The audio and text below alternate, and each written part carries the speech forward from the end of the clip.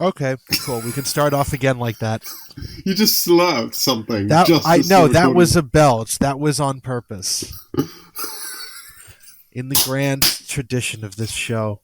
Sorry, I clapped, and it's going to sound awful when I... For God's sake. I even have my noise canceling software turned on, so this is even worse. It's... Oh, But man. anyways, What's yes, ladies and gentlemen, welcome to Season 3, Episode 5 of Your Time Starts Now, a Taskmaster podcast. I am Joe. And With I am, me, as always, is... Emerson. Ta-da! Indeed. Since when did you do the intros? That was always my thing. Because I decided to just quietly subsume your duties. Well, we're nearing the end of Series 3. When we get back to start Season 4, oh, God knows what will happen. Who knows? Who knows indeed. Ooh. So what's new with you? Honestly, not much. Really? I haven't been working from home a bit more. So my commute has been 5.5 feet. Easy. Yeah, from my bed to my chair. Okay.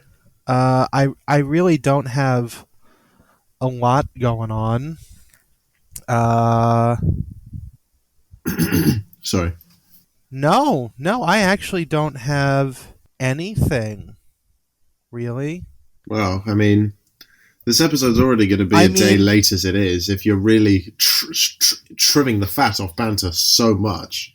I can talk about other things that have happened in like the last couple of months, but those just never really came up because other things in the podcast, because other things happened. I mean, it's not really topical. We're sort of trying to find episode lengths that work for us, and the episodes have been getting shorter and shorter, especially with Series 3. And I'm not mad about it. It definitely makes them more listenable to the viewing public.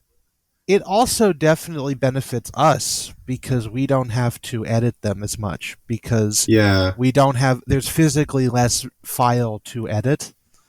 Yeah, but that doesn't give you an excuse to hold off till like 2 days before we have to let the episode go live, Joe. No, that was my fault because because we are approaching the time of year known as not summer, which means that the sun will go away and abandon us, and we will no longer be in God's light or any light beyond like 5 p.m. in winter. And so basically what everyone in my area does is they cram as much outside as they can. And because I work from home or I work near my house when I'm at work, I'm normally coming home, so I'm not outside during the day.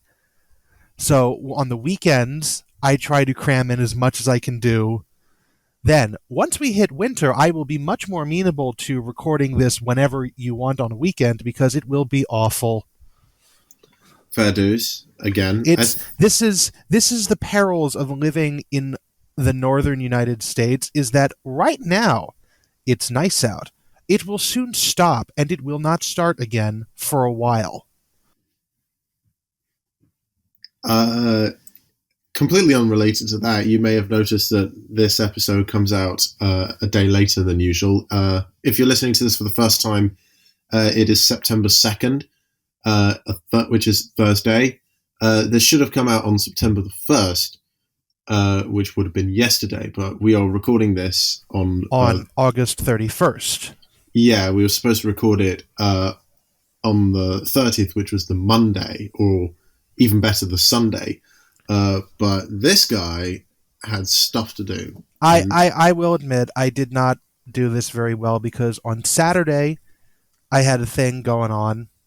Then on Sunday I went out to dinner we had a family dinner with my brother because he's come up to the state to do a medical residency because he's a doctor, but he doesn't have a day off for a year, so we'll normally do it on Sundays when he's not busy. So we went out to dinner with him. And then on Monday, I was thinking I'm going to have time to do something to do this. But then it got to be like noon, 2 o'clock in the afternoon. I'm like, I haven't watched the episode yet. I reasonably cannot watch the episode and record and not have it be like 3 a.m. where Emerson lives. So we didn't do it then. I had to make a lot of sacrifices with time recording already because obviously we're in different time zones. It is coming up to 11 o'clock in the evening where I am. Yeah, and it's only 5:42 p.m. where I am, so there is a bit of a time difference. The things I go to, the lengths I go to for you, Joseph. I know. I go to. I appreciate you. But do I have any banter though? I don't think I do. I mean, I start university. Well, I don't start university for a couple of weeks at least, but I go back on Sunday. Do I have anything else that I have banter for? I bought a new phone. Oh, what'd you buy? iPhone 12. With the 19 cameras on the back? I think it's only like 2. The thing is, when I bought it online earlier today. So it won't have come yet, but by the time this episode is out, I will have it. Yeah, I'm still rocking my Samsung Galaxy Note 9. I had an iPhone for the longest time, but they took away the headphone jack, which I am very displeased about. I assume your family is a Microsoft family. For our computers, more or less, though my brother has an Apple laptop, which none of us know how to use because it's, I think we've probably spent 25 years locked into the Windows ecosystem, so I don't know how Apples work. Why is there a command button? Because if you own an Apple product, you're a dictator, and you command things to do as they're told. That's just how it goes. I don't make the rules. Anyway, shall we talk Taskmaster? We shall. Yeah, as I might have mentioned, this is Season 3, Episode 5 of Taskmaster, the FIP, which I would like to note that actually there is a spelling discrepancy between the episode and the YouTube episode of this, because on screen they spell the FIP with periods between the F and the I and the P, and then at the end of the P. But on the YouTube video where I watched this, it's just the FIP with no periods. So that's a very interesting thing to note immediately off the bat. Maybe they mean 2 completely different things, or it's just an accident. I'm going to say it's an accident because FIP is in fact an acronym from this episode. Do you remember when we recorded the first episode of Series 2, which I think we called Ball Gags? And then a couple of days later, the Taskmaster YouTube channel posted that compilation about balls. Mm-hmm. Do you think a few days after this episode comes out, do you think they will change... Sorry, I banged my desk. Do you think they'll change the title of the episode so that it's got full stops in it? If they do, that means that one of our 100 listeners is on the Taskmaster staff, and at which point they need to tell us, because that's important information. Okay, listening audience, if one of you has a direct line to Alex Horn, you need to tell us. Or if one of you is Alex Horn. If one of you is Alex Horn, we've got... If one of you is little Alex Horn, and he's horny, and his name is also Alex, do something about it. If one of you is little Alex Horn, first of all, I'm sorry, just in general. Second of all, can you please help us redo the cover art for the episode Ball Gags that we did, so that we can have an actual picture of Alex Horn in a ball gag for that one? Because that would be much funnier. Well, I've called Alex Horn the bitch boy multiple times. If he wants to follow through on that, he can. Alex Horn is called many worse things throughout the course of the show. And rightly so. I, I'm so ruthless. I'm like Gordon You're Ramsay. very ruthless indeed. My God. I just had a thought. What if Gordon Ramsay was the Taskmaster? I don't know. I don't know, because Gordon Ramsay's whole shtick is that he's an asshole to people who think they're better but are actually useless. But most of the time he's not.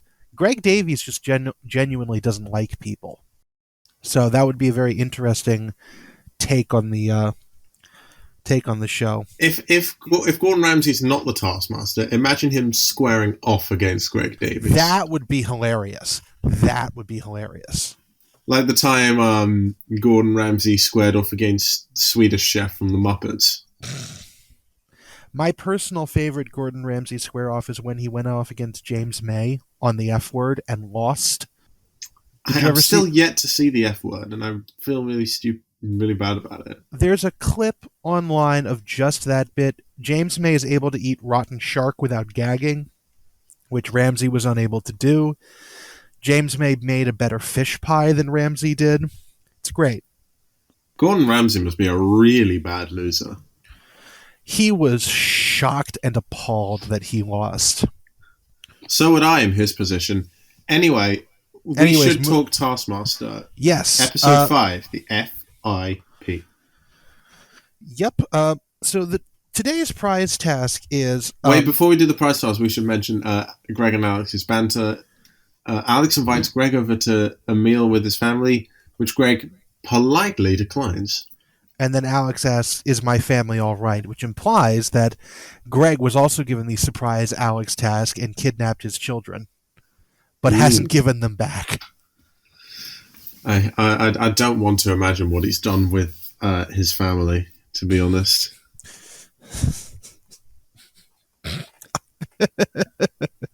Greg Davies is probably sitting at home right now with Alex's family still in captive. And he's filmed like a ransom video with his family. No, it wouldn't be a ransom video. It would be, "Hello, Alex. I've kidnapped your family. What are you going to do about it?" Nya, nya, nya, nya. And then just like the video stops. That is very Greg Davies. Like he would at no point actually like try and ransom them off. I bloody well hope not. But prize task. Oh, speaking of family, this prize task is the photo of the person's most handsome relative, which Greg claims that this is the most shit task yet, the most shit prize task yet, which I don't believe, because this is the same season of Taskmaster in which someone won with a block of granite in a shoebox. That is the most shit prize task we've had so far. I'll tell you what though, out of the 3 series so far that we've talked about, series 1 is still my favorite. Season 1 is very strong, although I will say, in defense of this particular prize task, this is actually the exact opposite to Best Battery Operated Item from last week, in which they were given a somewhat subpar task, and everyone went above and beyond with it. Whereas opposed to that one, which I think was last episode. God, I don't remember this show at all, and I watch it, and I make a podcast on it. I wish we could just go back to the prize tasks where people actually had stuff that had some sort of use, like Romish's wedding ring, or Romish's car, or I Josh Widdicombe's blank check. I think that we'll get some of that as we go on through the show. But I think that it also sort of depends on the contestants. It does, because they actually did very well on this one, although they didn't mean to. But the last one, which was the battery operated items, just sucked. I mean, battery operated items was not amazing. Well, because this one was so much worse. They had the opportunity with battery-operated items to go for the obvious joke that would have been so much funnier if 5 people had brought in the battery operated item that we're all thinking of. And Yeah. no one did. And that's what's annoying, is like there's an obvious joke. There's a couple different obvious jokes. No one thought of it, and that's what annoys me. The thing is, though, would it still have... I know we should have probably talked about this last week, but would it still have been as funny, really, if the joke you predict the second you hear the Yes! single line setup be as funny? Yes, it would have been, because this would have been an escalation of comedy, because it would have been the first person says, I brought a vibrator, because that's what the joke is. Then the second person is, and it's like, oh, you did the same thing. And then the third person, and then by the time the fifth person does it, like, it can either be the idea that, because obviously they would have had Paul go last, either Paul would have brought in something that wasn't a dildo, and it would be hilarious. Because dildos don't vibrate, vibrators do. Vibrating dildo, whatever it is. There's lots of different things in that realm that you could bring in that would all get the same joke. But if he didn't bring one in, if he didn't bring a battery-powered sex toy in at the end, it would have been really funny because if it was a subversion. All right. Or if he enough brought BDSTM talk. Let's keep going. Oh my god, there's an episode name right there, BDSTM. Anyways, what I was getting to is that this one really had the opportunity to be a garbage task on par with the bring in a thing in a box, and it wasn't. So we start off with Paul. And this is what I mean, is that it's funny even though it's really stupid. Because Paul brought in a photo of his father's son and also his sister's brother. Which, for those of you who are trying to work out the genealogy of that, it's him. It's a photograph younger of Paul him. Chaudhary. Before the beard. Yeah, it's a picture of Paul Chaudhary. That Paul Chaudhary was most likely to do that, I thought. Yeah. He claims that this is him in an alternate universe where he still has hopes and dreams. Next, we've got, which, that had a much better line because only Paul Chaudhary can deliver it in a way that's funny. But next we have Sarah, who has a picture of her half-sister. Who's also cat. I was going to say, this sounds good until the picture goes on screen, and it's her mom's cat, Pebbles. I mean, it's a cute cat, not going to lie. It's a cat. I don't care that much. I'm in the same boat as Greg on this one. I don't give a shit. Yeah, you're not super keen on I'm not an animal person at all. And then... Please don't hate Joe for his opinions.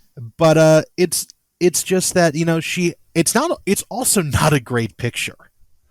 Like, it's obviously a cell phone picture of the cat. The cat looks pissed off, not gonna lie. Cats always look like that, but it's, she tries to make the claim that adopted siblings are also siblings, and Greg's like, are they though? Which I feel would have more weight if this was like a human, but this is a cat, so he actually is valid in this opinion. And also, I've heard people describe pets as their children. I think you're going a little bit too far if you're claiming that this is a sibling. Well, this is in an age where people are having less children, they'll turn to pets. Yeah, but if you're a human being, you still outrank the cat, even if it's not your cat. I mean, I don't have because I haven't spent I don't have any kids of my own. Although, do I want some? I'm not sure. I'm not sure if you can exactly. I mean, people can decide whether they prefer plants to pets or to kids or whatever. I don't know where I went with that. I was going to say, where are you going with this? I don't know. It's just I started on a path and then I sort of went. And then you fell off the path. Yeah, it's a path on a cliffside. I didn't see where I was going, and I fell down all the way down the cliffside, making no noise until I reached the bottom, and then I just said, "Ow." Yep. What did Al Murray bring in? Al Murray brought in the first actual relative of this task, which is his grandfather, Sir Ralph Murray, who worked for the Rafe Murray. I apologize. Yeah. Rafe Murray, who worked in the Foreign Office. He is a very handsome-looking man, as Greg admits. And then we get this wonderful line from Paul, which is, "Can you just play that sound?" Of course I will. Ooh, that sounded good. I brought a picture of my grandfather, Sir Ralph Murray, when he was working at the Foreign Office. And he gives off this old world distinguished vibe. You don't know that. You stay out of this, mate. He let our family into the country.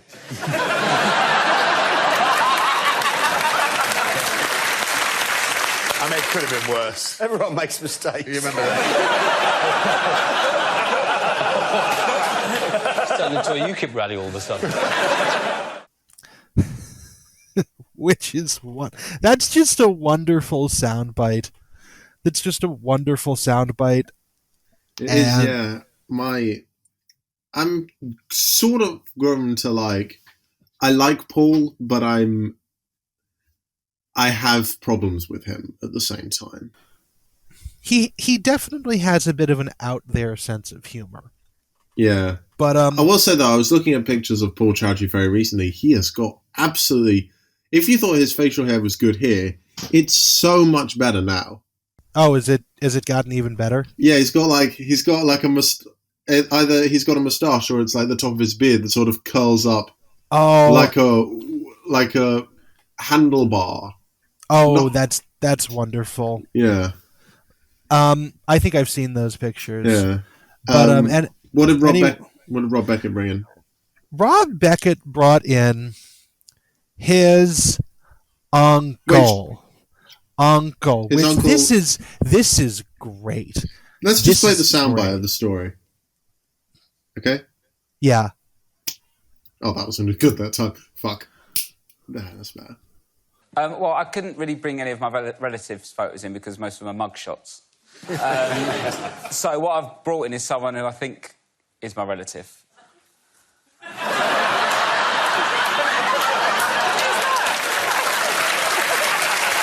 I was a bit fatter at school. People said, "You look like James Earl Jones." And I said to my mum, "Mum, people say I look like James Earl Jones." And she went, "Oh, that's your uncle." Well, she just lied.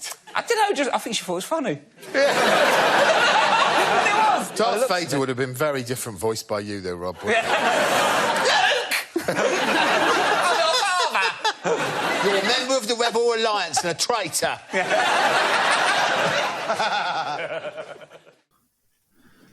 Yeah, this is... He says he couldn't bring in any of his actual relatives because they're all mugshots, but I really like this one just because it's really funny and it's really stupid.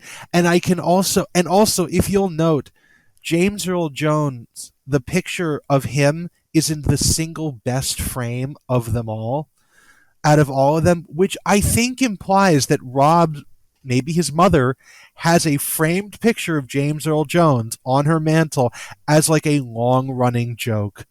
I appreciate the bit. I appreciate the devotion to the joke. I really, really like that, and I'm really on board with it as a gag. Obviously, James Earl Jones is known for providing the voice of Darth Vader, who would have sounded very different if he'd been voiced by Rob. I think you could also do you could be Darth Vader. I knew you were going to make that joke. It's low-hanging fruit. Can you do a Darth Vader impression? Yeah, hold on. Let me just remove my headphones in case you scream. I wasn't going to. Oh my God. I find your lack of faith disturbing. I don't have the same deep pitch as James. Can you do Earl like Jones. the... Yours is better already. Also, I'll tell you what, I'm doing this with a headset mic, so I can't really cover my mouth to do the effect. I've got a nice expensive Blue Yeti, so yeah, I know. I could spend money on this, but I don't want to. I tried making an episode of this with the most expensive headphones I own, and that was arguably the worst sounding episode we made. Yeah, well, for you maybe. Mine, I remember we did the episode a couple of episodes ago. My God, I don't know what happened. It just sounded awful. That was an audio glitch. That was my microphones and my noise canceling headphones just suck. I did a bit of sort of like background research into James Earl Jones in the Star Wars. He did the voice, but he wasn't actually the body actor. No, that was actually a guy from. That was David Prowse. It was a guy from the English West Country. Yeah, he looks like. And he was nicknamed Poundland Stephen Merchant. He was nicknamed the Darth Farmer on set. Like,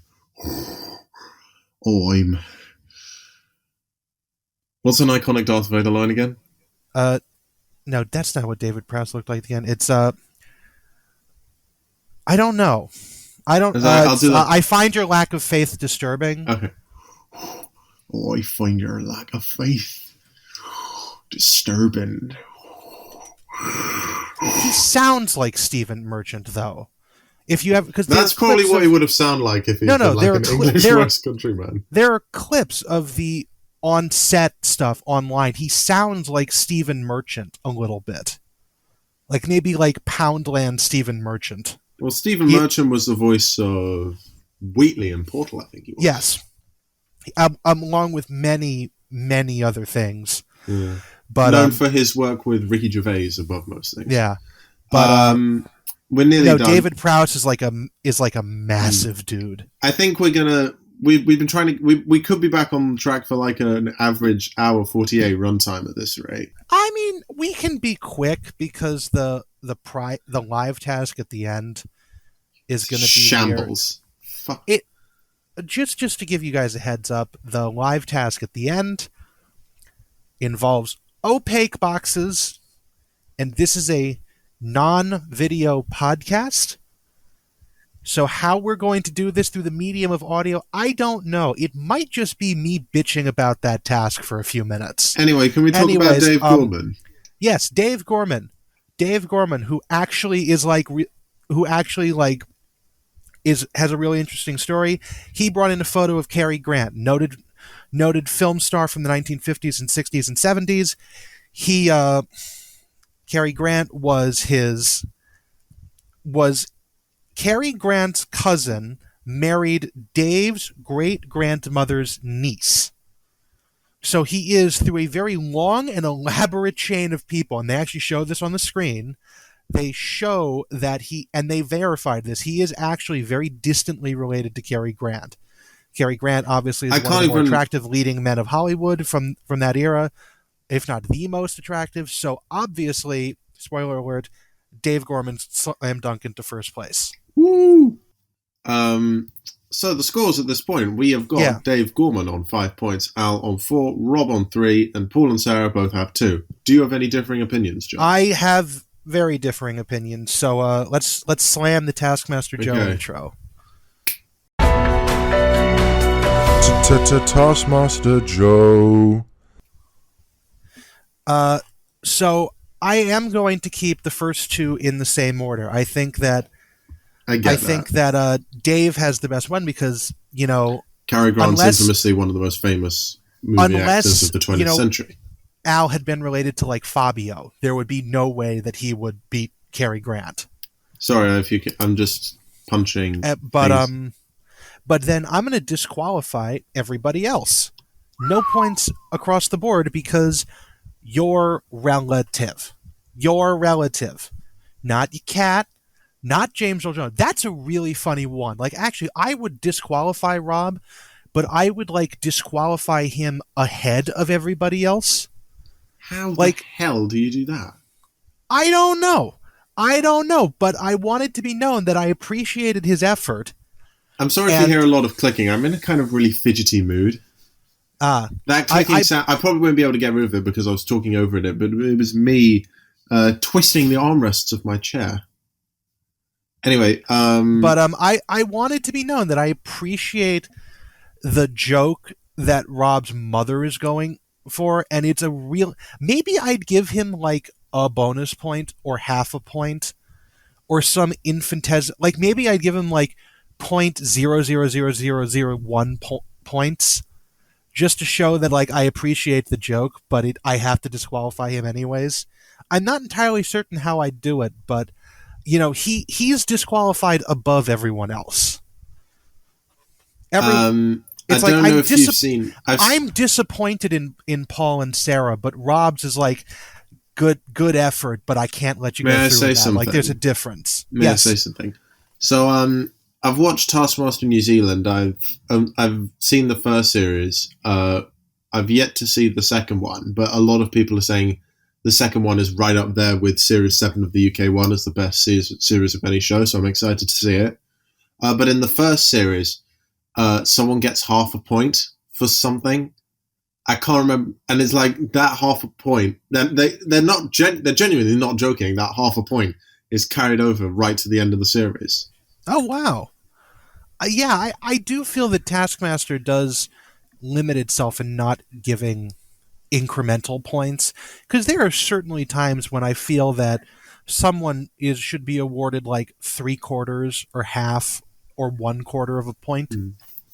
I do think we should cover Taskmaster New Zealand because it's really, really made a name for itself recently. We need to get through the rest of Taskmaster first, Emerson. Yeah, we do. If nothing else, we need to cover Taskmaster USA first, because We'll probably do that after Champion of Champions, because that's where it would come chronologically. I saw a little bit of Taskmaster USA, and its sheer terribleness has occupied some deep corner of my mind. Because it's like I watched it and it just wasn't good. Well, and I have ideas on how it would be fixed, but it's just not good.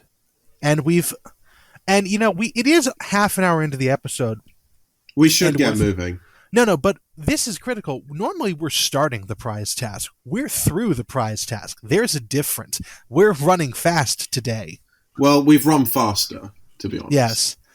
Yes, like Rob Bucket trying to bring water in a colander. God. We'll talk about that pun in a second, but oh my word. So, I'm taking the next task. This is the first VT task of the final episode of Series 3. Move the water from bucket A to bucket B without moving the buckets.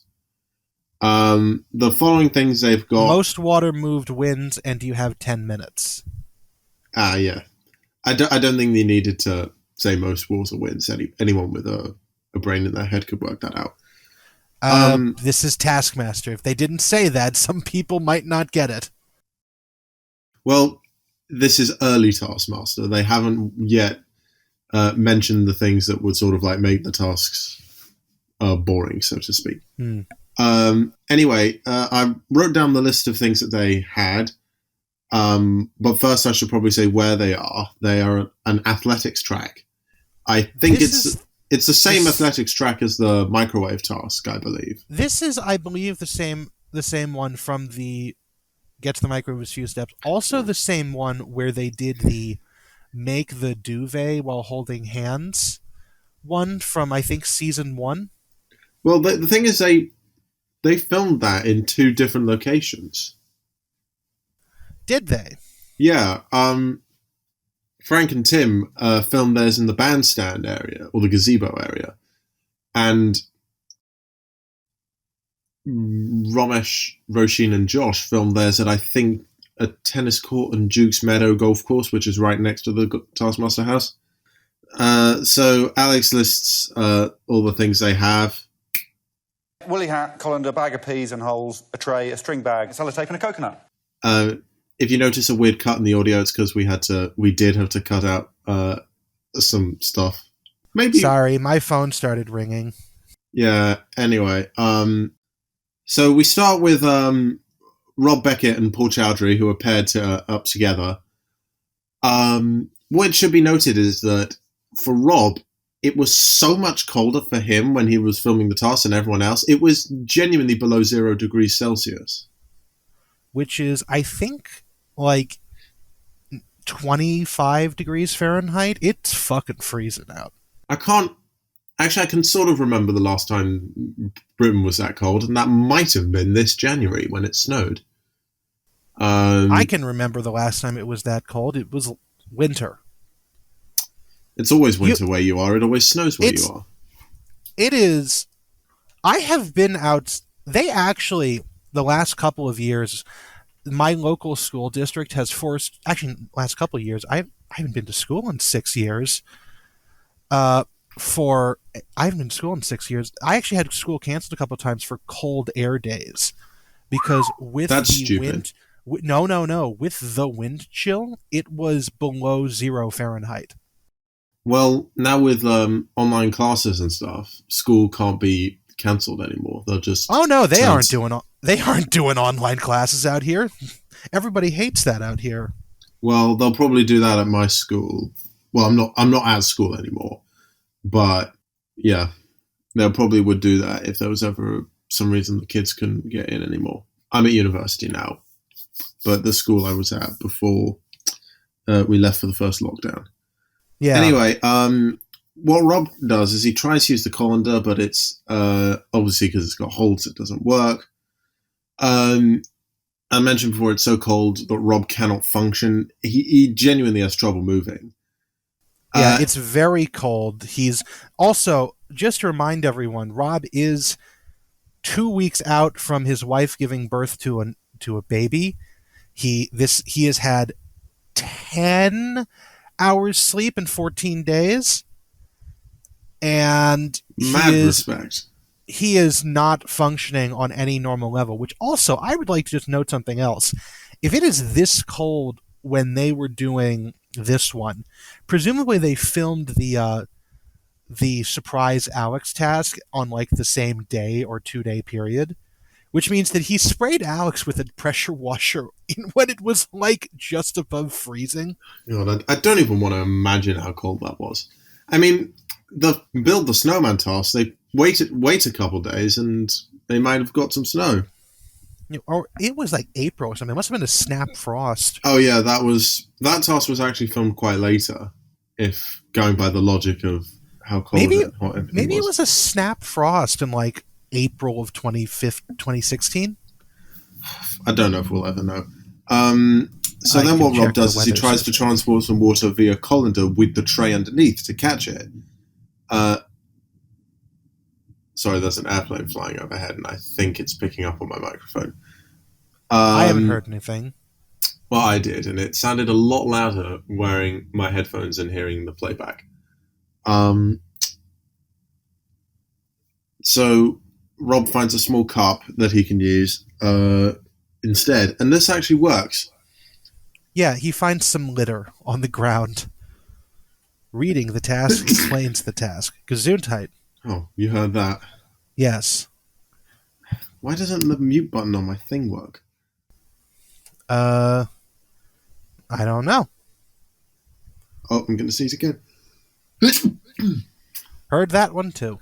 Oh, well, they'll probably hear it. Well, the fact that you said Gesundheit, which is a word we don't say here, indicates that I must have sneezed. And please don't do it again, Emerson. You don't sneeze. Okay, I was about to say what? What's wrong with Gesundheit? Oh, no, we say bless you if you sneeze. I mean, we say that here, too. I must have picked that up from a relative.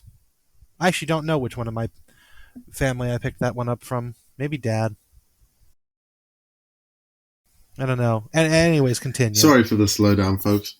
We probably won't edit that out. If they're here at the end of season 3, they know what they got into. Okay. So we cut back to the studio, and Greg tells Alex that he tenses up when he's cold. And at this point, Greg and Alex are both like holding hands, like, "Oh yes, I tense up." It's like, "Oh, I can feel your cold, Greg. I can feel your big cold hands on my tiny little baby-sized ones." I'm glad you're here to read the subtext into a scene that I totally breezed over. Well, that's what I've done. Remember when I talked about how... yes, absolutely. Greg I also describing noticed, actually... Dave Gorman's portrait as one of my favourite moments. I actually thought of you because he pulled that face later on in the episode or something almost like that face. Well, we've had too many thumbnails of Greg's face this series. Oh no, I already have this episode's thumbnail from later in this episode. I love it. We'll get to that. We shall get to it indeed. The nickname the Farty Ice Pop is born because of Rob Beckett, or the FIP as it's shortened to, and it's the episode title. Which the FIP is probably one of the better jokes Alex made during this, because he clearly came up with the acronym on the fly, and it just killed everybody else, including Greg, which very rarely happens. I mean, I came up with BDSTM on the fly. Oh yeah, no, on the fly acronyms are really funny. They are indeed. Maybe that could be an episode title, on the fly acronyms. Or hold on. OTFA. ATFA to go well.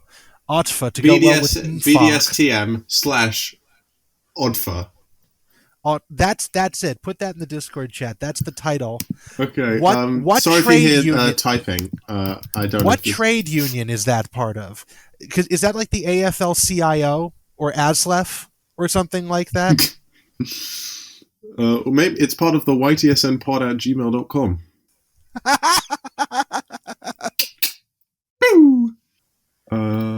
or their was it OTFA or OFTA? On the fly acronym. Okay, there we go. Awesome. I heard the beep from Discord. Very satisfying indeed. Paul Chaudhary, he tries sellotaping the colander's holes and then putting the colander on the tray. Doesn't work. Uses a pee bag at a certain angle. It doesn't say... This seems to work. They don't say how much Paul got in. And then... He got 6.6 centimeters of that was water. Rob. Oh, Paul got 4. Oh, okay. Yeah, they do say... It goes by fast, and they don't say it at like the end. They say it at the end of each set of tasks, each set of like VT segments. Okay. But yeah, Paul also tries to use the hat as a bag. He also tries to call out Rob Beckett for having an advantage. Quickly play the soundbite. He's got an unfair advantage, though. It's Rob Bucket. It's time for a break, I think. That pun that Paul makes just does not go down well at all. I think it's hilarious, but well, it is clearly, hilarious. The look on Rob Beckett's face is why it's hilarious. That sort of pun is only... It's funny when you're watching it at home and you can sort of take into account everything, but in the moment, it's sort of just like... Oh, no. It falls flat. Those kind of puns are funny because you know it's causing the intended recipient pain. Like Rob it's Beckett, not funny in a conventional sense. Rob Beckett just looks away from Paul with the utmost content. Yes, that is the key to a bad joke. That is the key, is knowing that you won, because they are furious with you. Anyway, Sarah Pascoe, she puts the hat on and smashes the coconut. She tries to... This doesn't work, so she tries to suck the water out with a hose, and she doesn't like it. Alex says a very crucial thing to Sarah. Alex? Yes? Would you be able to bring that bucket up that end for me? Because it only said I couldn't move it. It didn't say that no one could move it. You've got 20 seconds, Come on. Sarah. 20 seconds? Yeah. Oh. I mean, I will say, I'm not going to let anyone touch that bucket. If someone else has moved the bucket, I'm going to be furious. Which will come into play later. Sarah doesn't do amazingly, though. She gets 0.8 centimeters of water. I don't have a lot to say on Sarah. Weirdly, whenever Sarah has been doing a task, I've not really had anything to say about her. And I don't know why that is. I think it's just because Sarah sets about and does the task, and there's no inherent insanity with the task until you get to like the end product sometimes. Or it's easily... Or it's the domino rally where words cannot put into existence. But it's what also, the fuck I is think going that... on? I also think that whatever it is Sarah does is usually like a subtle brand of crazy that is easily overshadowed by somebody else, usually Paul, because they don't normally show her by herself. That's part of what it is. Yeah. If a contestant is never shown by themselves, it's normally like there's not really anything noteworthy about them. Yeah. And if you think about it, Sarah Pascoe is the only person who doesn't win an episode this series. No, she doesn't. Even like when you think about her, don't get me wrong, she's a great contestant, but if I had to put her in like I'd actually have to put Sarah in just like the all right category. Like I don't feel any very like if it's like a U shape. And you imagine at one end is the competitors who are just like, who do really well always. And it's amazing to see them succeed. And then you just got like the competitors who do so well, who do so badly that it's hilarious at the other apex point. For me, Sarah Pascoe is just right at the bottom. She's very, very neutral. No. She doesn't really, every time I watch Sarah, I just think, oh, okay. Not really anything to say. It is kind of like that. I mean, no offense to Sarah Pascoe, but even when you think about like her own, like the defining bits of her in this season, like the Aryan twins joke comes to mind, but most of the Aryan twin stuff is carried by Rob, which involves her and Rob. Like honestly, the one time that you see it and it's like actually like, oh, this person's a little crazy is the domino rally, and that's it. Which either makes me think that all the tasks that they used for the show are the ones that she did well in and wasn't just insane, or she only has very subtle moments of insanity, which I'm more willing to believe. Yeah. Obviously, but, anyways, obviously I was going to say when Sarah's been paired up with Rob, with anything, when it's in the team task that comes up after this, whether it's the most special effect or the release Alex, Rob absolutely steals the show in every single one, and Sarah's just she's very much a foil. She's the straight woman, but she's not like she doesn't like, in a way she's the straight woman that doesn't really play well to the funny people around them. She's just very there. She's like the neutral broth in an otherwise flavorful soup. If we're going to use a food allegory. But that's some food for thought for you. But and she only gets. We haven't talked about Dave Gorman yet. I was about to say the scores for this. Dave Gorman tries to use the colander to transport the water. Obviously, it's useless. Well, he tried to tape it up and it didn't work. Yeah. Then he uses the hose, which works okay. That's all I really have. Dave gets... he did try to run with the colander, and it did not go very well. That was so bad. And Greg makes fun of him for it.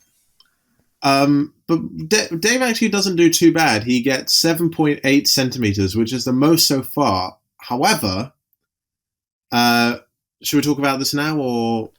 We'll talk about it afterwards, because it is not... The thing you are referring to is not shown at all during Dave's segment of the VT. Okay, so we'll talk about it after Al Murray. Yeah. Now, if you think back to... Speaking of contestants going by themselves, here's Al. Indeed. Now, when we talked about Sarah Pascoe, I dropped in a soundbite of Alex saying something. Now I'm just going to play the entirety of Al's task on beat in a soundbite form, and you'll see what happens, okay? I'm not allowed to move the bucket, but you are. No, I'm not, unfortunately, because I don't want to. You don't want to? No, it's too cold. Hang on. 40, oh, here we go. I got 115 pounds on me. That'll warm you up. Come on. Don't run with it, I don't want to spin it. Oh no, do run with it, we're running out of time. 2.5 minutes.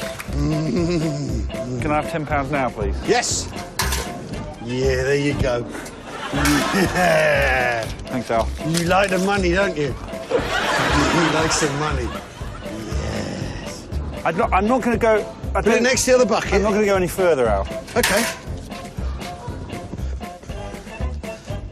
For £20, can you lift the other bucket up? Can I have the money? Yeah. Hold the bucket. There we go. Yeah. Look at that. That's fantastic. Look at that. Now, I mean, what I do that's like just about the pinnacle of Al Murray and Taskmaster. Yeah, although what I think even seals the deal for me even better is that he claims to have 115 pounds on him, but only actually gives Alex 80. I think Alex. Maybe there's part of me thinks that Alex just was too humble to take everything, even though he did. He was holding money in front of Alex. I think he just was not offering him all of it. Carrot in front of a donkey style. Mm-hmm. It's really funny, and it is Al Murray on Taskmaster is paying for everything. And watching Alex do it is just like, how low will you stoop, Alex? He won't stoop low enough to fucking pour the bucket, which I think is the funniest part. But he doesn't. He goes to the step just above and lift it high enough so Al Murray can siphon the water in. Which I think is really fun is that it's taken us 3 seasons, but someone knows how to properly siphon. Someone does. Because we had multiple instances Frank throughout Skinner this and Josh entire Widdicombe. fucking show. Back to the empty the bathtub task. Yes. Frank Skinner and Josh Widdicombe trying to empty the bloody bath. And they're just like sucking the water out. Instead, in the end, what were you thinking? In order to siphon, you've got to do it better than that. So what does this bring Al Murray's budget to so far? I don't know. You had that information down. This was £80 this time. So I think he had £540 at the end of the last episode. This is like almost £700, isn't it? 540. This is £620. Yeah, So at this point, he spent £620. Alex looks absolutely ashamed of himself. He's got his head in his hands as the VC's playing. Alex is hoping Greg doesn't notice because. But what I do think is really funny is that my note says Alex is castigated because Greg is obviously enjoying this chance to lay in to Alex a little bit. But they have to. They decide to that the money should be donated, and Rob Beckett immediately goes in with we should each get £20 each, and Greg says, "Don't you want to give it to charity?" No. So they decide that £60 will be given to charity and £20 will be given to Rob Beckett. Specifically a dolphin charity. No, the charity was just dolphins. It didn't say... It wasn't like, what charity should give it to? It's like whales, dolphins. Yeah, and then he was... But Alex was thinking, do I go with children or do I go with dolphins? I think he was trying to say, how do I not pull a Tim? But what I think is also really, really interesting is that Al is not penalized because he didn't know that Alex would not move it for anybody else. I'm okay with that. I think that's fair. And then Sarah is also given an extra point, which is honestly something that I think is really interesting and they should do more of. Also, I just want to imagine that Ramesh Ranganathan was sitting on his couch at home watching this episode and flew off his couch into a blinding rage as soon as he saw that. Because it's like, I should have been given a point. It's like that. That's exactly what he would be doing. I want to very quickly, Ramesh Ranganathan, despite winning no episodes in his series, came joined second, 1 point behind Josh Widdicombe, and I think it was him who. When Josh Widdicombe was on the official Taskmaster podcast, I still hate you, Ed Campbell, and I want to fucking fight you. If we ever get a soundboard, I want that to be a drop, what you just said right there. Oh, that would be so funny. Anyway, when Josh Widdicombe was on, he said when the scores were revealed, he had 94, and Ramesh right behind on 93. He said that someone, but he didn't name who, although it was pretty obvious, someone said the fucking bean point. the beans. Oh my god. I love that's a great thing. Anyway, and then speaking of penalization, they next show us they show us a visual collage of everyone's. Oh, did we mention that Alex had to take one of his shoes and socks off as well? Oh yes, that was Alex's punishment, is that he had to take his shoe and sock off on his right foot for the entire rest of the episode. Yeah. He's sitting on the table next to Greg. Yeah, anyway, so they show a collection of everyone's water haul. Al-Mari has the most with at least 11 centimetres. Then it's Dave with 7.8. Rob on 6.6. And then Sarah has 0.8. And Paul has somewhere in between that. Paul has 4. But then it is revealed that Mr. Dave Gorman has again. Well, it's Dave. Or has. They don't even need to like get into that at first, because they show the pictures and Dave's bucket of water is not the same color as anybody else's. Yeah, it's very murky. Really disgusting shade of like yellowish brown. And the immediate thought that everybody has is that he pissed into it.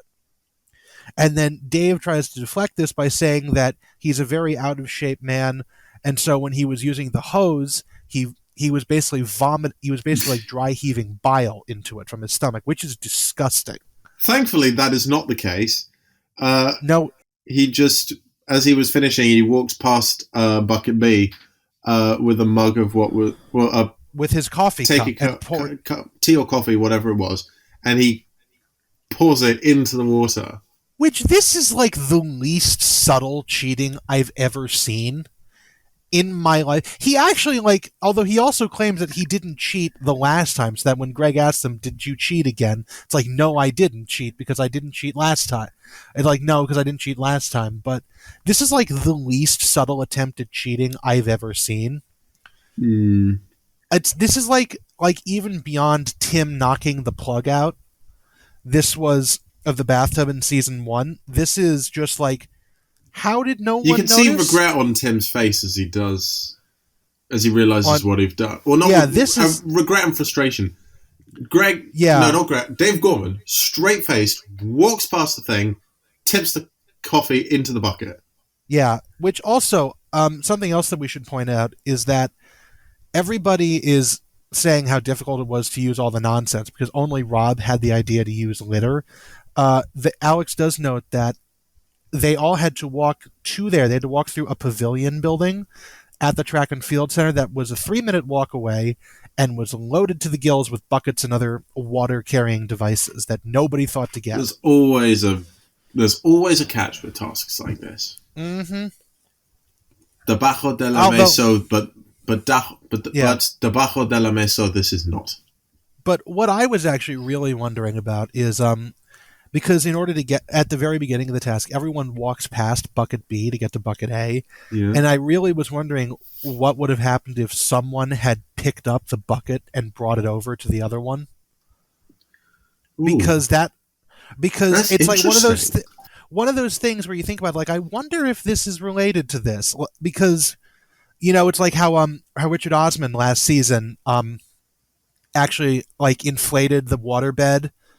That inflated the air mattress and everything, and sort of was like, I'm going to go over there and like check out this task. I sort of wonder about that. Like, I don't really. Actually, I also do wonder if anyone's ever successfully completed the task without opening the task. Oh, I know someone does do this. It's a tiebreaker task next series. Awesome, because I don't. It's starting to get to the point where I don't remember. Anyway, should we do this? Actually, can we do this? I would just also like to point out, this is just a personal thing. We are 3 seasons into a podcast where we discuss in detail the events of the show. My dad asked me last week what was on Taskmaster, and I forgot.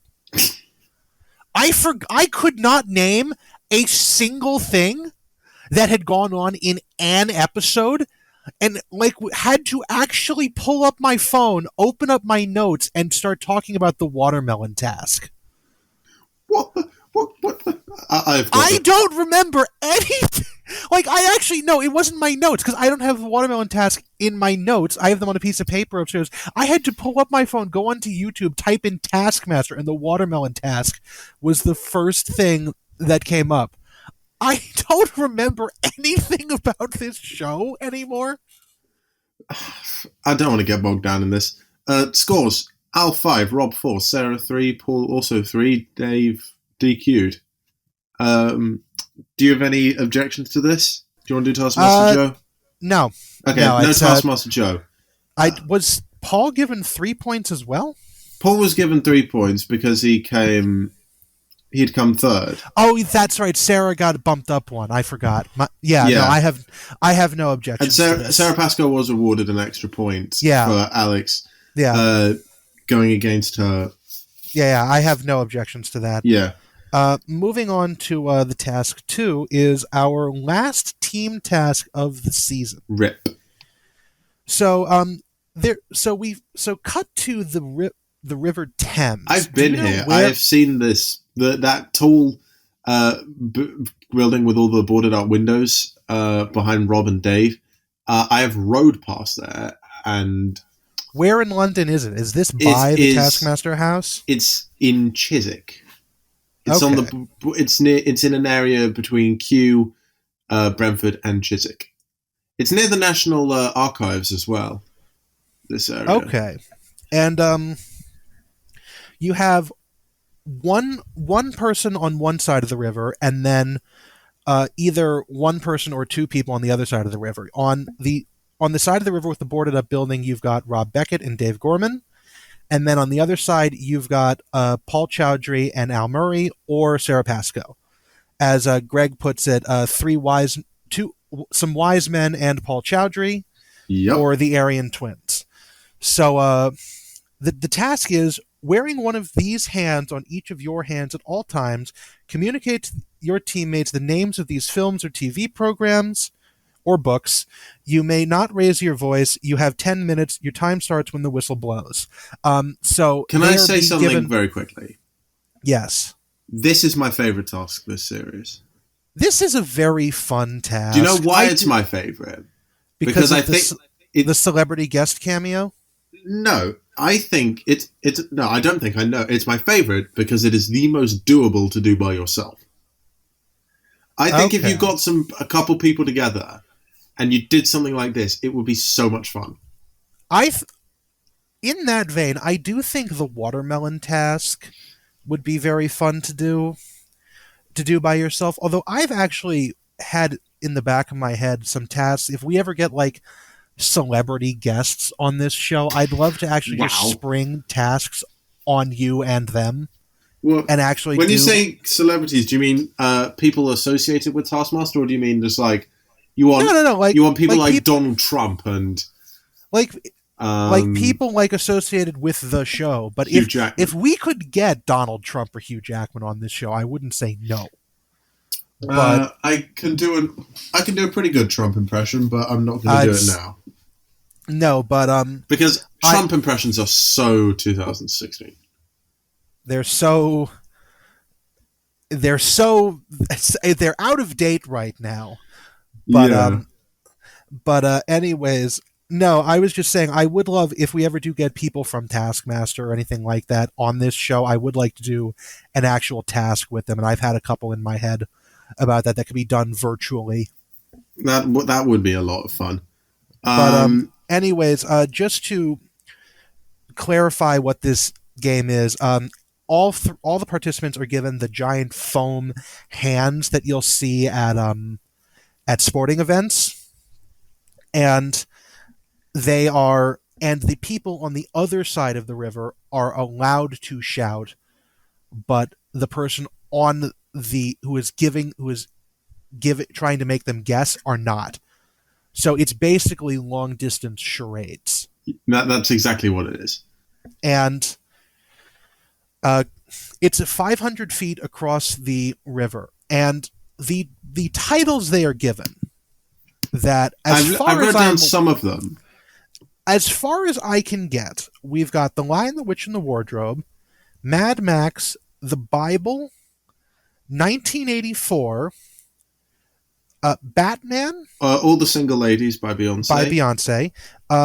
Winnie the Pooh, Taskmaster.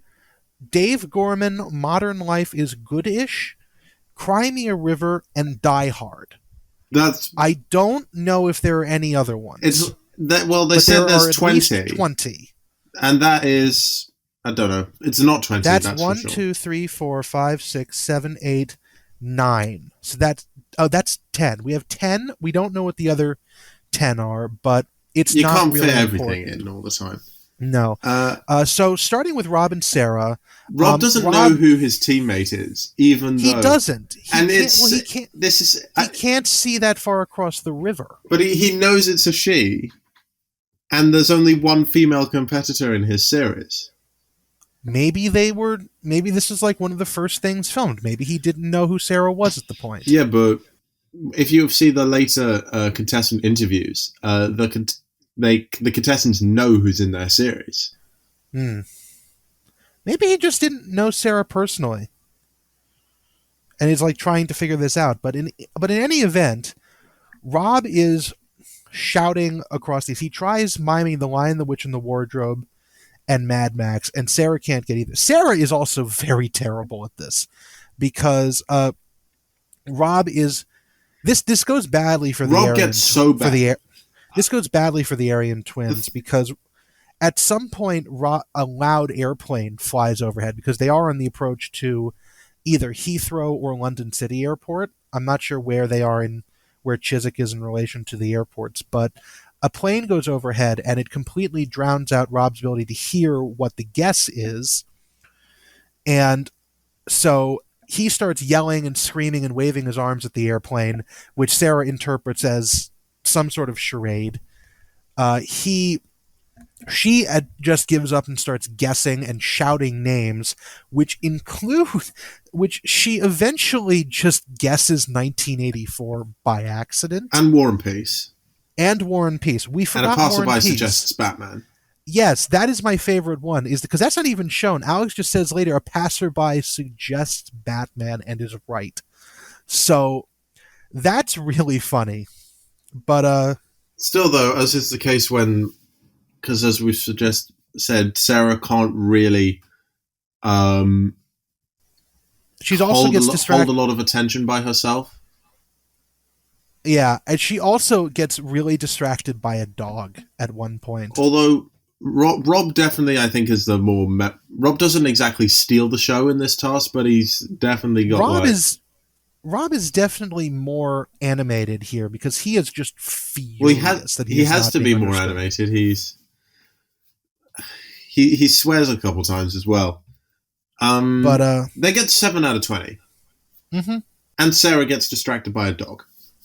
And then on to the Wise Men and Paul, which I'm just going to say this out front. They get 19 out of 20 correct. And this is not due to Gorman's miming skills. This is because he tries to mime The Lion, the Witch, and the Wardrobe, and it goes poorly. Nobody has any idea. Paul thinks it's the Jurassic Park, which quite naturally is not the title of the book. So Gorman just gets up, goes onto the riverbank, because there is a photo shoot going on at the edge of the riverbank. And there is a photo shoot with actual celebrity Ben Fogle from Country File and many other programs, who just happens to be doing a photo shoot down there. You can tell because the photographer with him is taking pictures of the Taskmaster film crew. And he's like, hey, I'm doing this thing. I can't shout. Can you shout these across to the people on the other bank? And so their entire task is Ben Fogle, noted celebrity, and shouting also out like the names. Adventurist, shouting out names of books and movies and songs across the Thames. And the only thing that they don't get correct is Dave Gorman's own show. Modern Life is Goodish. Modern Life is Goodish, which even Alex doesn't get it right because he calls it Modern Life is Rubbish. It is based on... Modern Life is Rubbish is an actual thing. Is it? Modern Life... But But Modern no, Life is Rubbish is a 2017 British romantic comedy film. Huh. It's only got 33% on Rotten Tomatoes, though. That sounds rubbish. But anyways, it does... It goes very well. It takes them like 5 minutes to do all 20. Ben Fogle looks just bemused.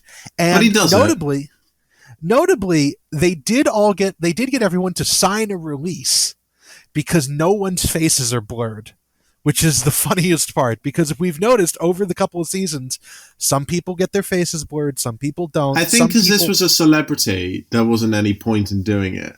Well, no, his film crew, because he was there for a photo shoot.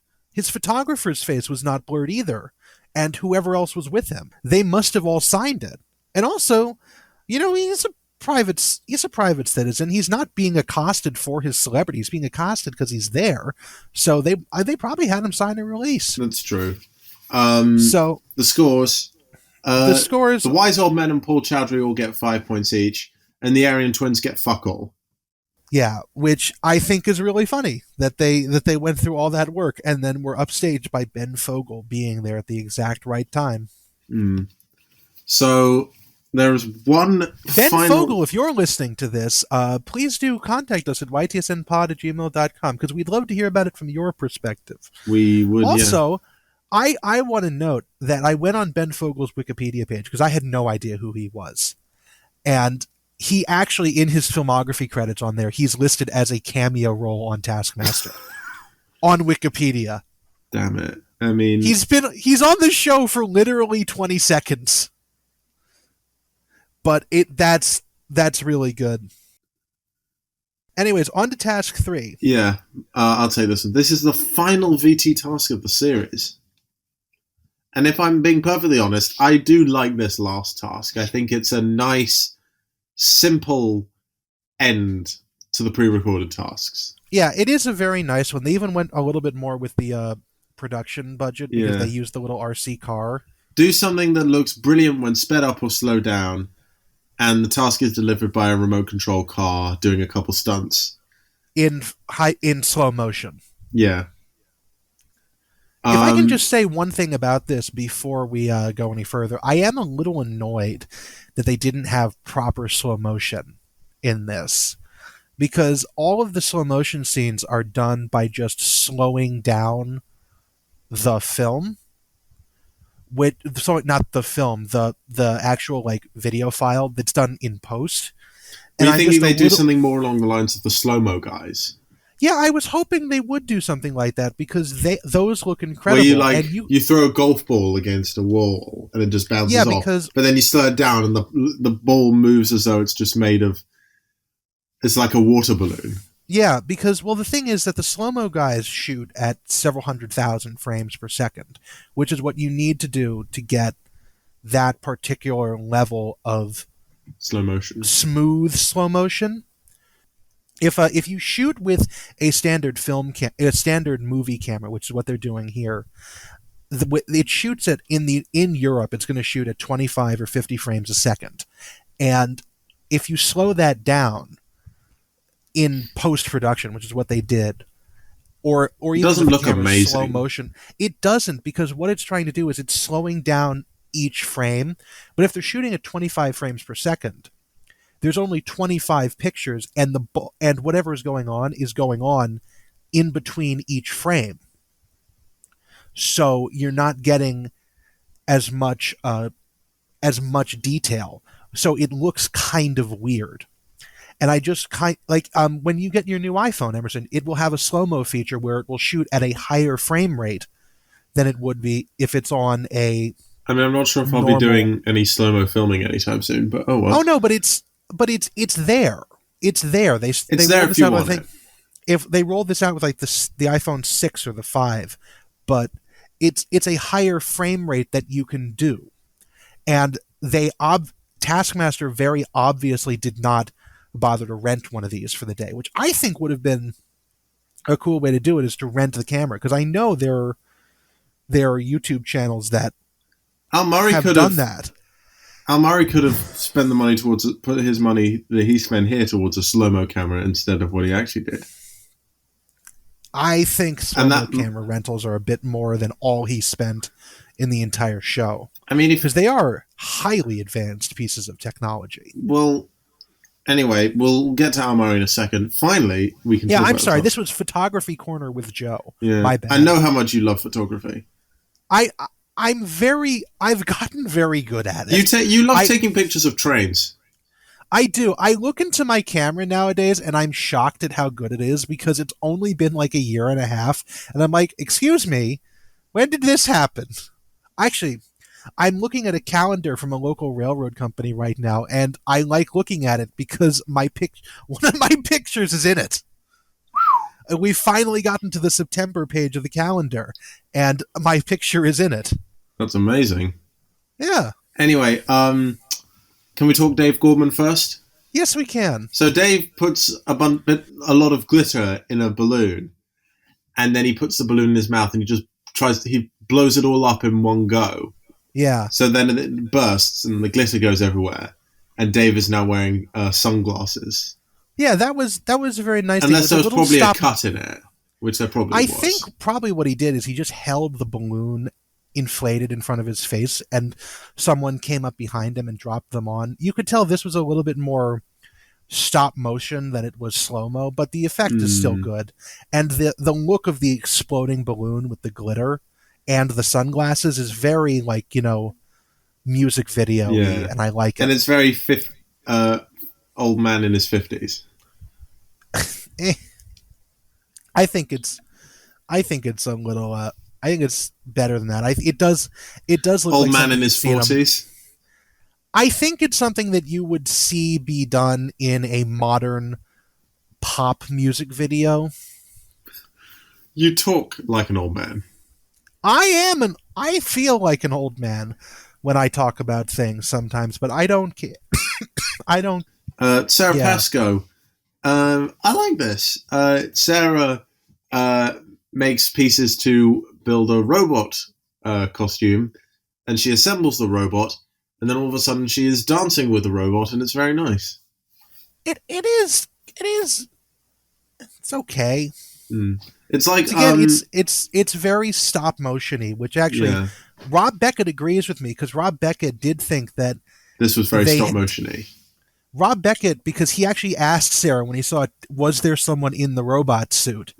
Because he thought they might have done it like Wallace and Gromit, where it was just like a claymation sort of thing, and it's like it would have taken them a month to film that in that way. Have you seen the South Park episode Osamo, where Cartman pretends to be Butters' robot best friend? I have not watched an episode of South Park in my life, and I feel as though I am better off for that. Well, it's in typical South Park fashion. It goes south very quickly. Is that why it's called South Park?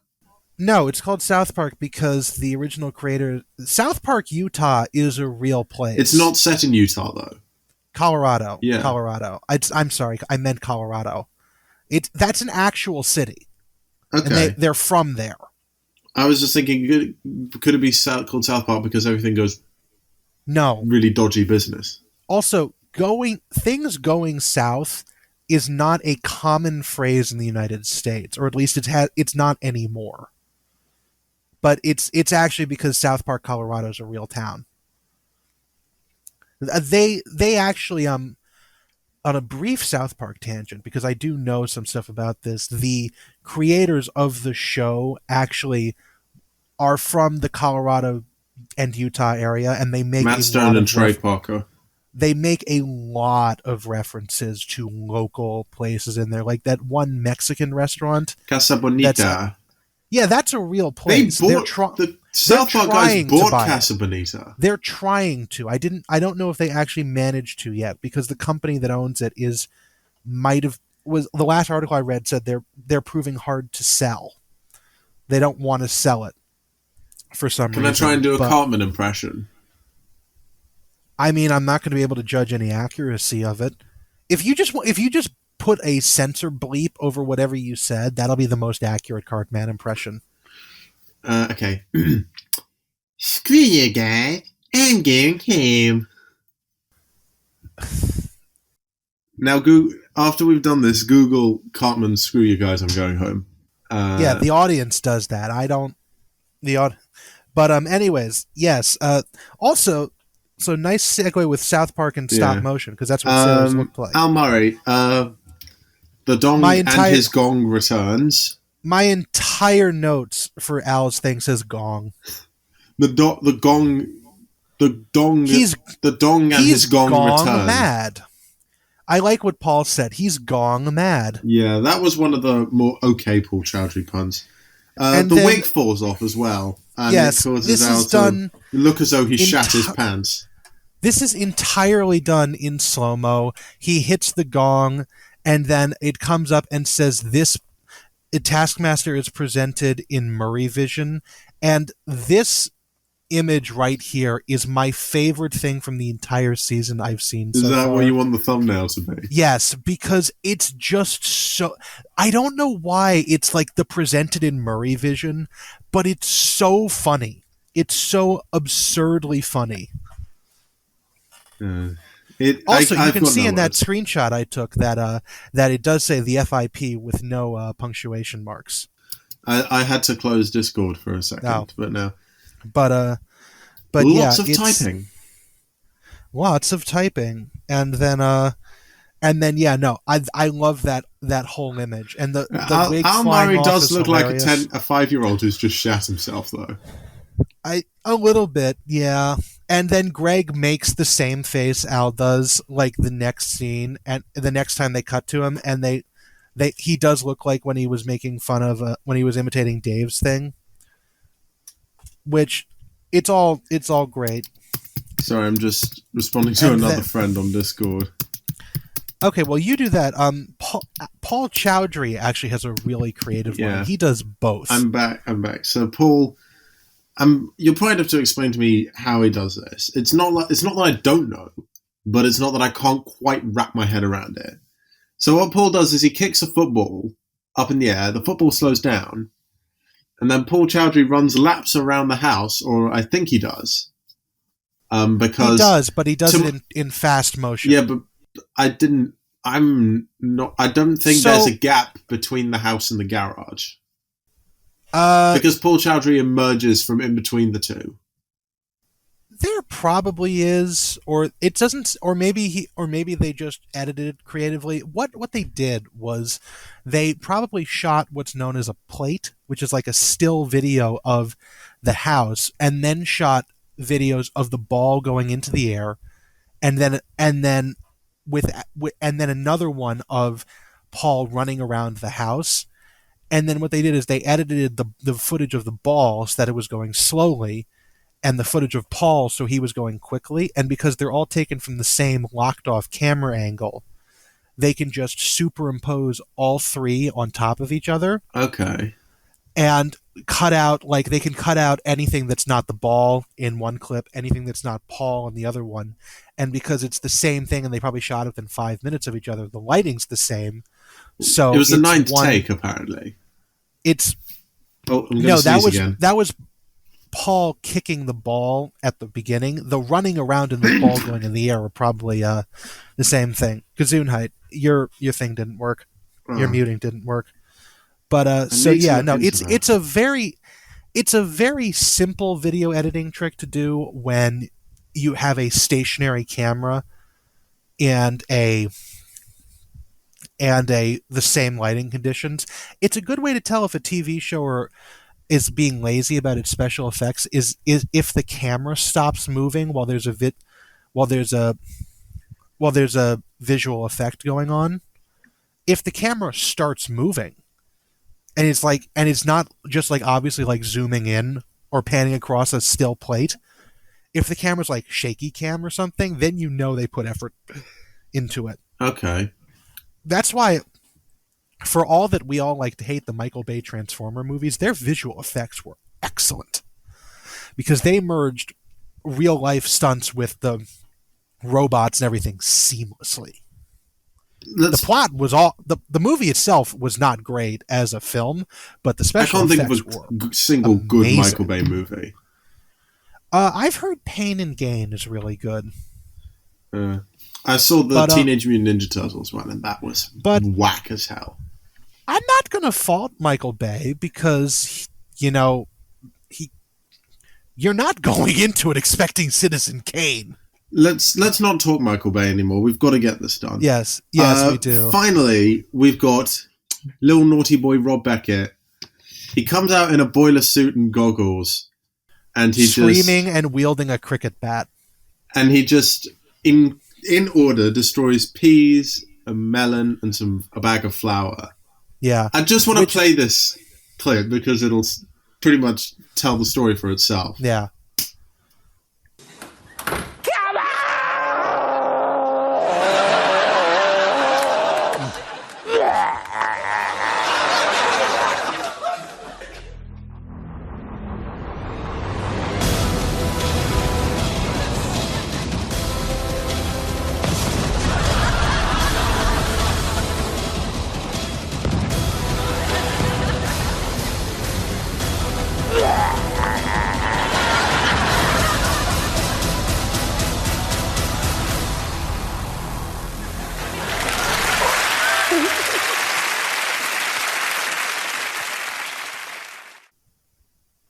So the scores are...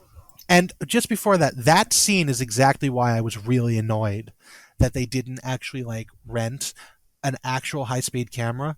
Because if that had been done at full high speed, whatever the frame rate it is for a high-speed camera, it would have looked incredible. The slow-mo guys make a living off of that. Oh, I think it should be noted... the cricket bat had a GoPro strapped to it, but they didn't use any footage from it. I don't want to imagine what trying to slow down a GoPro footage from that would look like, because it'd probably be awful. It would be terrible. It would be interlaced and dark. Can I interrupt? Shaky. Yes. It is now currently September where I am. Hey! It is. We have 4 months left of 2021. How weird is that? Time continues to march forward at an unrelenting pace. Anyway, and the scores. Just like this podcast. The scores, very quickly. Rob and Sarah both get 5. Dave and Paul both get 3. And Al gets 2. Should I do Taskmaster Joe? Yes, you should. Okay, insert jingle. Here. Taskmaster Joe. In last place, I'm going to put Sarah's. I really didn't like hers in the same way that everything else was. Hers was much more of a time lapse, and then it went into the dancing with the robot, and it was just kind of meh. None of these were bad. Let me just preface this. None of these were bad.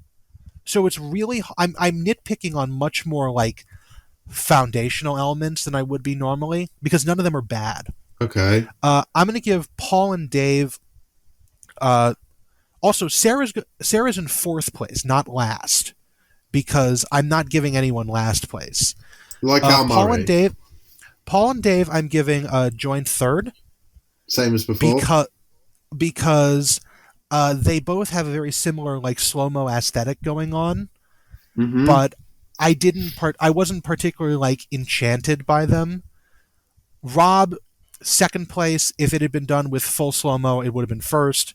And then Al Murray wins because Taskmaster is presented in Murray vision.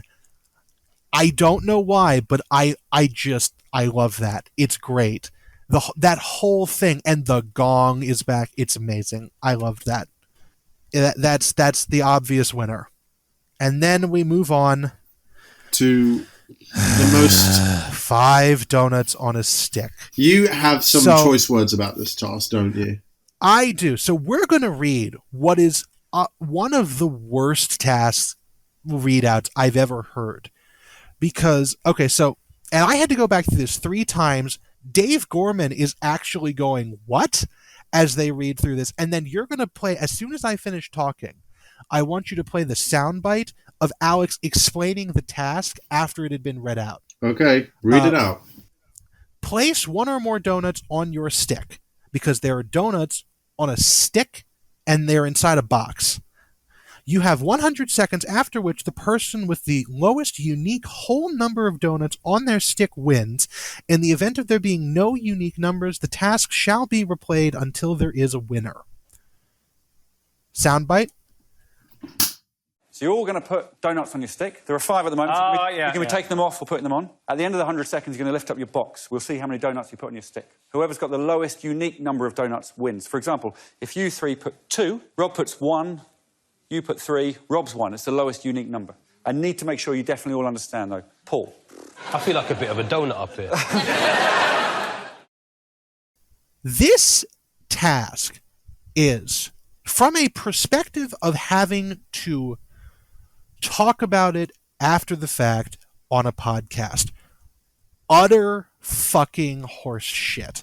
How am I supposed to explain this to anyone? It is literally a guessing game where they're using opaque boxes. There is nothing for me to see to describe to the audience. They put them in a box. They play around with this. It's intentional misdirection because they're all trying to mind game everybody else. Nothing matters in this because there is no point. Because it's like the first time they pull them out, and it's like half the Dave, Al, and I think Paul, but it doesn't really matter, all do the same thing for the first one. They have 1 donut. And then Sarah and Rob have something different. It doesn't matter. It really doesn't matter in any of this, even though there's so much on the line. Because what Alex has been saying throughout the entire episode is that they are really close on points for the series winner. And in spite of this task is just bullshit. This task is literally just like mind gaming your opponents into this. And I cannot tell the audience about this because, like, for all you need to imagine, audience, in case I haven't made this clear, there are 5 boxes on the stage. Inside the box are donuts on a stick, 5 of them. They have to put the donuts on a stick in such a way that no one else has done the same thing. You don't see what's happening until they are pulled out. It is bullshit to explain. It's bullshit for when they read the task because they obviously don't get it. Greg doesn't fully get the task either, and it seems like Alex probably wrote this one and is because it's like, when they do it, it'll be fun and tense. He can't and then it's have like, rushed it because it's too convoluted. He didn't rush it, but he also because he actually spent way too much time on this. This is the task that you think is like, this will be an interesting one. I can engage a mind game with them. And then you do it on the day and it's like, wait a minute. I understand this because I've been thinking about it for 6 days. These are comedians. They have the collective IQ of a watermelon. What am I going to do? And it's like, Paul Chaudhary even says, I feel like a right donut up here. Because no one understands it. Dave Gorman, when they're reading out the task, because Al's reading the task, is going like, what the hell is he talking about in the background? It's amazing. It's I terrible. should say this is like the worst one from a perspective of having to read it to the audience, to someone who's not watching it. And it's basically just a game of chance as well. It is a game. I mean, there's nothing wrong with a game of chance and luck in Taskmaster. That's the thing. This task is actually fine. There's nothing inherently wrong with it, except that I don't know how to tell anyone about it with words. And we can't play the soundbite because there's nothing, because they don't say anything. It's too visual based. It's a visual gag that and I can't do anything with this because this is a podcast. What the fuck am I supposed to do? Nothing. Calm down. Rob wins, Rob wins, Alex but I think still shoeless. He doesn't know how he won. So in a sense, I think it would be a rather hollow victory for him. Well, no, Rob won this task. Yeah, he won the task, and he also won the episode. And the season. Yes. Rob Beckett finishes the episode on 17 points with Al on 16, Dave on 13, Paul on 12, and Sarah on 9, which means that the series scores Paul is finishes in 87 last with points, right? 66. Sarah is on fourth with 72. Al Murray third on 80. Dave Gorman just ahead on 81. Rob Beckett pulls ahead on 87. And then we get the trophy being presented to Rob. And I don't think this has really been showcased before. Rob Beckett is a full head shorter than Greg Davies. It's hilarious watching them stand next to each other. Is Rob Beckett the same height as Josh Whittaker? Maybe even a little shorter. Ooh. This Wow. is like, actually, there was a scene in Mock the Week, and I believe it was scenes we'd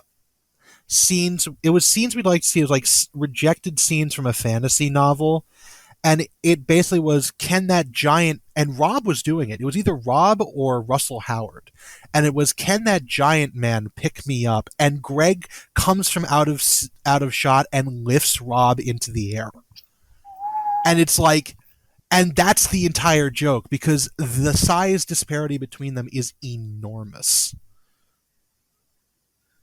I've just got no comment.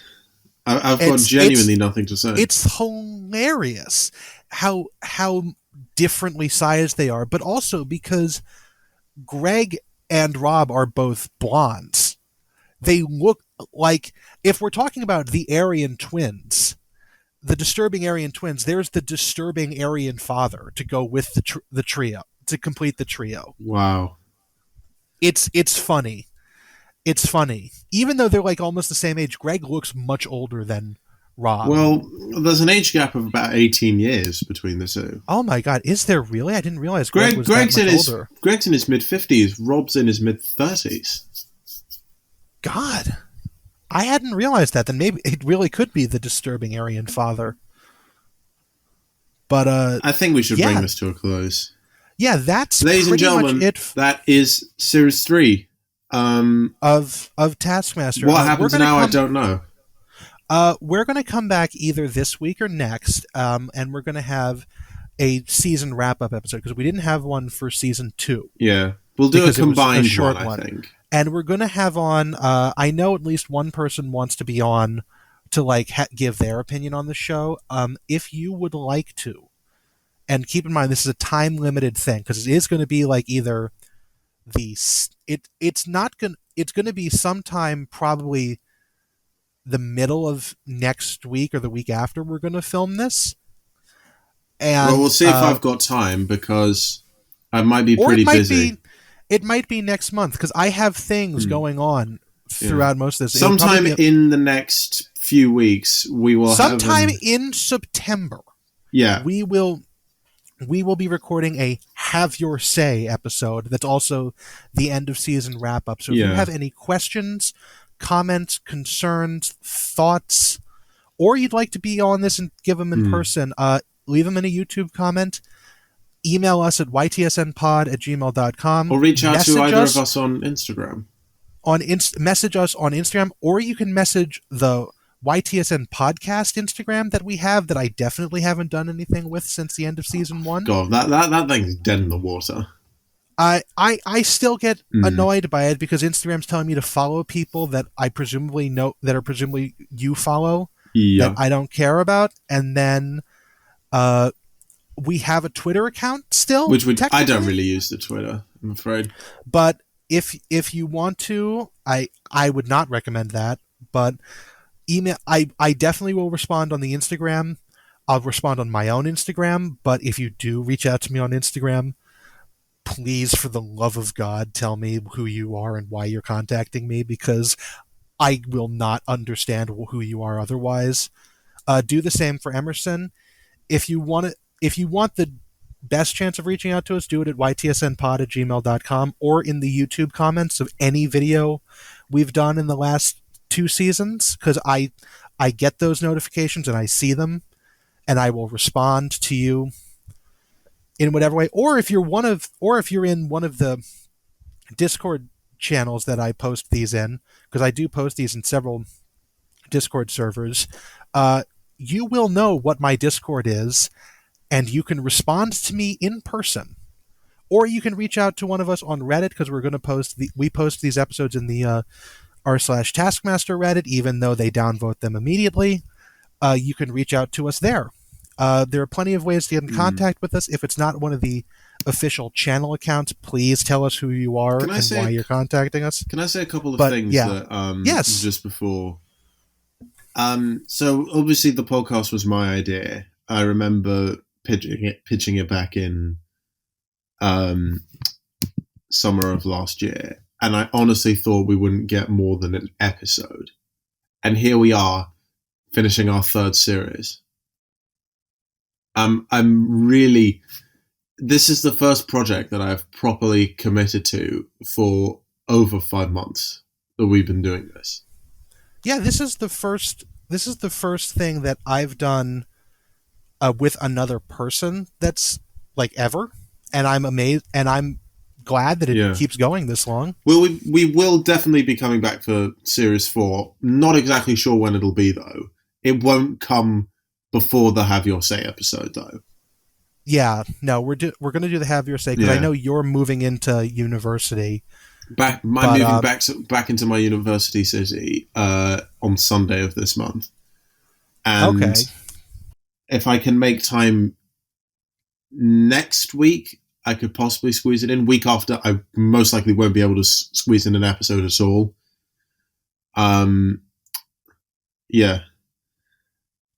We will... Oh, yeah, don't worry. September is very busy for me. There's a big board gaming convention in Indianapolis that I will be going to. Wow. For those of you who play board games, Gen Con is coming up. I'm going. If you are one of the 17 people who listen to this regularly and are going to Gen Con, message us. I'll say hi to you. I'll say hi to you, because I will be there. I will be there. The bottom line... For those of... the bottom line before we draw this to a close, don't expect a lot from us in the month of September. Expect one more episode. Yeah. Because we need a rest. We've done about 12 weeks worth of work. I've done all the editing, especially for the last few weeks where I've had only a day to edit it. I feel like I just need to step back. Yeah, and if you'll note, if you're watching this on YouTube, bless you. Please leave comments. You'll notice that the quality in the editing of the YouTube videos has gone from something to non-existent. That's because I don't have a lot of time to do that. So we're making this work. Thank you so much for listening. We're going to draw this season to a close as soon as I can find the tab where I have Zencastr open. Okay. Well. Right. I've been Emerson. And I've been Joe. This has been Season 3. We will see you so much all for listening. very, very soon. Bye. Bye.